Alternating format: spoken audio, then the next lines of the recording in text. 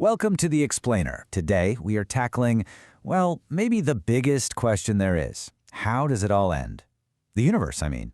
Is it going to be a huge bang, a quiet fade out, or something else entirely?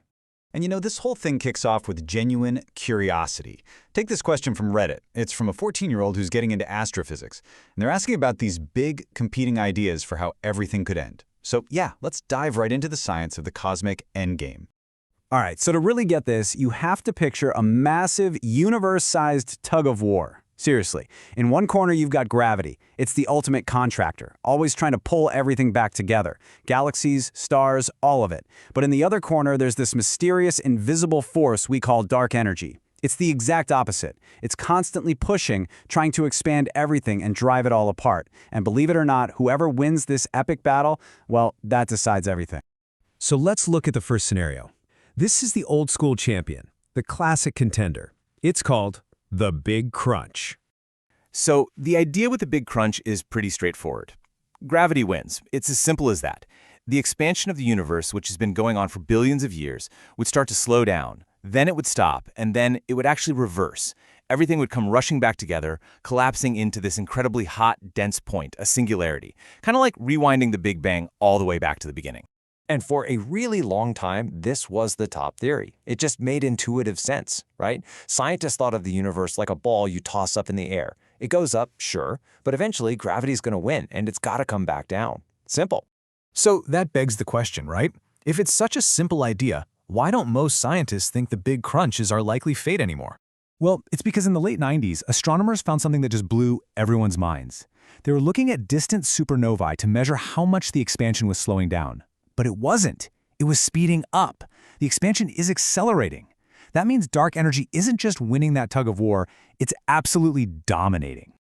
And an accelerating expansion, well, that opens the door to a much more violent possibility, a scenario called the Big Rip. Okay, so what is a Big Rip? Imagine a supercharged, amped-up version of dark energy. Some physicists call it phantom energy. The idea is that this force doesn't just stay constant, it actually gets stronger over time. And its repulsive push gets so powerful that it doesn't just shove galaxies away from each other. Eventually, it starts to tear apart the very things that hold the universe together. It all comes down to this one little number in our cosmological models, a variable called W. You can think of W as a rating for dark energy's pushiness. If W is exactly -1, the push is constant, it's steady. But if W is less than -1, say -1.1, that's when you get this phantom energy. That's when the push gets stronger and stronger, and the Big Rip becomes a real, terrifying possibility. And if this were to happen, the timeline is just chillingly fast at the end. First, galaxies get pulled apart. Then, solar systems. Planets get flung away from their stars. Then the stars themselves get ripped to shreds. And in the final, tiniest fraction of a second, even the atoms that make us up would be torn apart. Space-time itself would literally be ripped. So, should we be worried? Well, the good news is, probably not. Our best measurements so far from missions like the Planck Space Telescope show that W is really close to -1. It doesn't seem to cross that critical threshold. So, an immediate Big Rip is super unlikely. We're talking at least 200 billion years in the future, if it's even on the table at all. Okay, so if the Big Rip is unlikely and the Big Crunch is out, what's left? Well, that brings us to what most scientists today consider the front runner. This is the scenario where W is exactly -1. It's a much quieter, slower, and maybe even lonelier end, called the Big Freeze. With the Big Freeze, the universe just never stops expanding. It just keeps getting bigger and bigger and bigger. As it does, everything gets more spread out. The universe gets colder and darker.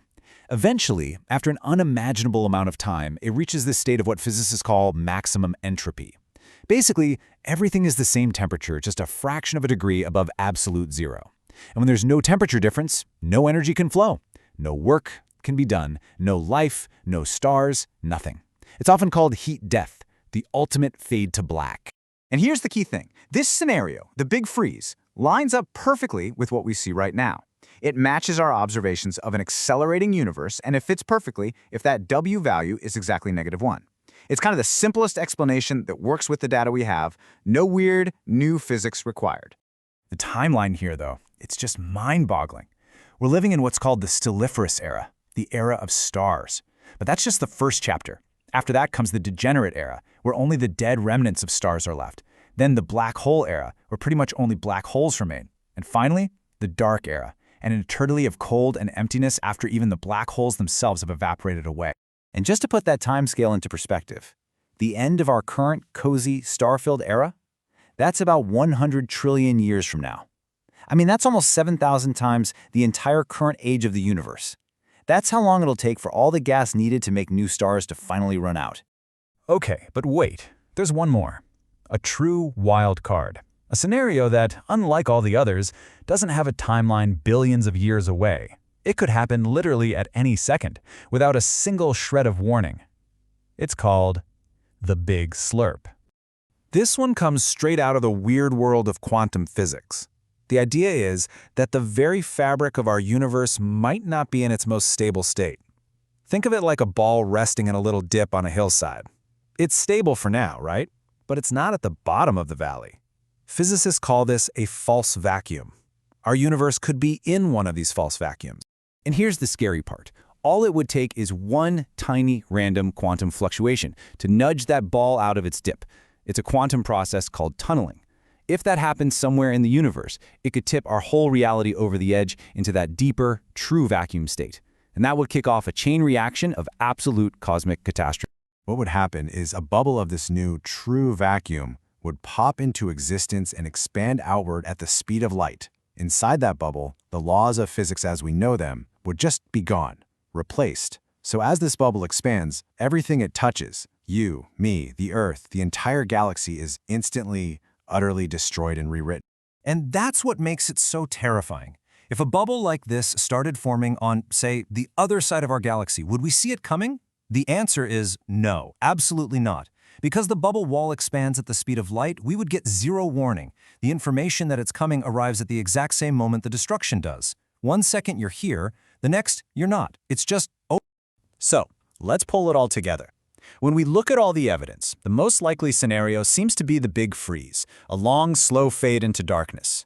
The Big Rip is a long shot, and the Big Crunch is pretty much off the table.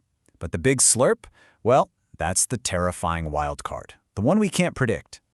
But that leaves us with one last kind of mind-bending thought.